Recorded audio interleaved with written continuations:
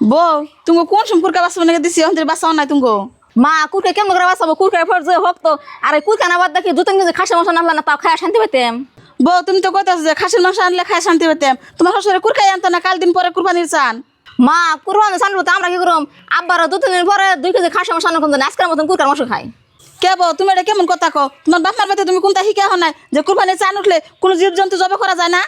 মা আগেকার মাসের কথা বাদ দেন আমরা আক্কার মানুষ না যে আক্কার মাসের মতন চলো মহান আমরা বুঝে আনা বাড়িটা কি করো আগেকার মানুষ না থাকলে কি আগেকার নিয়ম তো আছে হনো আর সেই নিয়ম মাইনা চলো না গো তাও আমাকে আর কিছু শিখা নাই। বউ তুমি কারে কি শিকাবে নাইছো অন্য নিয়ম কারণ যদি জানতো তাহলে আর কইতো না যে জান উঠলে কি হবো। কি কইছে এনে বউগুলোকে চানের পেশাল বার বানছাও? কি হবো দাদা আনারা কেমন বাতি থেকে আমি আনছুন কোনো নিয়ম কারণে জানে না কয় যে চান উঠলে কি হবো।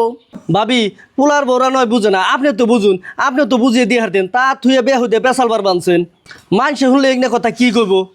আর বউ তোমাকেও কই তোমরা কিছু নিয়ম কারণ বাইসে চলো আর কুরবানির চান উঠলে কোনো ধরনের কোনো বস্তু জীবজন্তু একসাথে জবাই করে খাওয়া লাগে না। ও বাবা আজকে থেকে তো আমরা নিয়ম করে মাইনা চলম নি।